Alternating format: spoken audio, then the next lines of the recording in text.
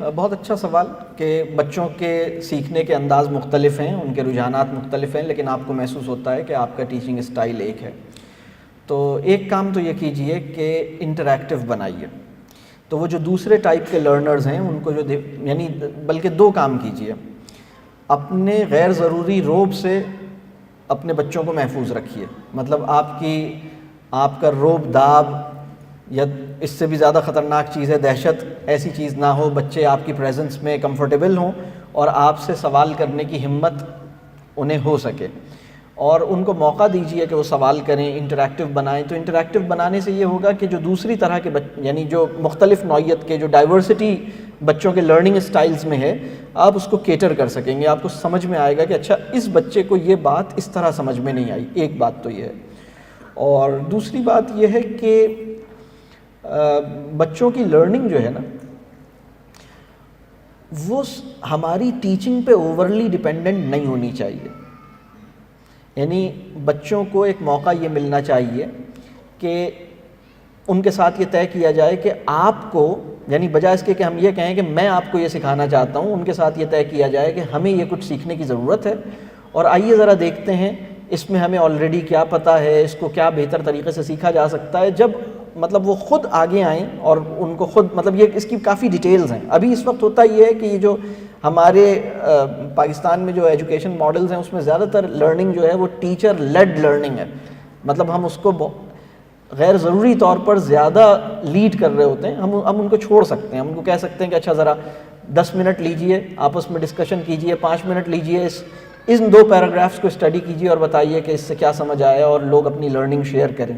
تو اس کو جب ہم اوپن کریں گے تو یہ آسان ہوگا انشاءاللہ. تو یہ سوال اپنی جگہ ایک بہت مبارک سوال ہے کہ میری ٹیچنگ اسٹائل ایک ہے اور میرے بچوں کے لرننگ اسٹائلز میں بڑی ویریشن اور بڑی ڈائیورسٹی ہے، تو مجھے ہر طرح کے لرنر کو ایکوموڈیٹ کرنے کے لیے کیا کرنا ہوگا. تو میں تو سمجھتا ہوں یہ سوال کا پیدا ہو جانا ہی بہت بڑی خیر اس سے ہی پیدا ہو جائے گی انشاءاللہ. لیکن اب بچوں کو آبزرو کیجئے اور اپنے آپ میں بھی یہ ایک چیز پیدا کیجئے کہ ٹھیک ہے، مجھے ایک طرح کے ٹیچنگ اسٹائل کے ساتھ نہیں کھڑے ہونا. میری ٹیچنگ پیٹرنز میں ایک ویرائٹی ہونی چاہیے، ایک ورسٹائل ہونا چاہیے مجھے. تو اس کا اسٹارٹنگ پوائنٹ یہی ہے کہ آپ ان کو اظہار کے موقع دیں، آپ ان کی لرننگ کو اپنی ٹیچنگ پہ اوورلی ڈیپینڈنٹ نہ ہونے دیں، بلکہ آپ ان کو سیلف لرننگ کے کچھ ٹولز دیں.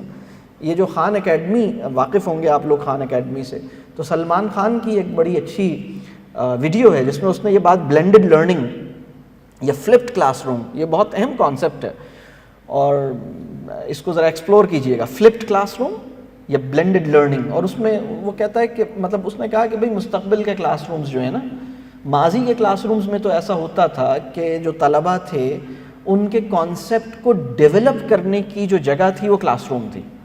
لیکن مستقبل کے class rooms concept building place نہیں ہوں گے، بلکہ کانسیپٹ تو بچوں کو بتا دیا جائے گا کہ this is what you have to learn, اور ان کے پاس ٹولز ہوں گے اور ان کے پاس اس کا ایکسس ہوگا اور کانٹینٹ کو وہ ایکسس کر سکیں گے، اور وہ اپنا ایک بیسک پرسیپشن یا ایک بیسک آئیڈیا یا ایک بیسک لیول آف کنسیپچول، یعنی ایک بیسک کانسیپٹ جو ہے وہ اپنا خود لے کر آئیں گے.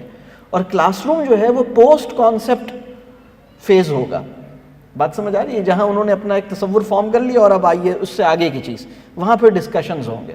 تو ان چیزوں کو استعمال کیا جا سکتا ہے. مطلب ٹیکنالوجی کا وہ استعمال جو مناسب ہے اور جس میں بہتری ہے وہ تو ہم کریں. بات واضح ہو رہی؟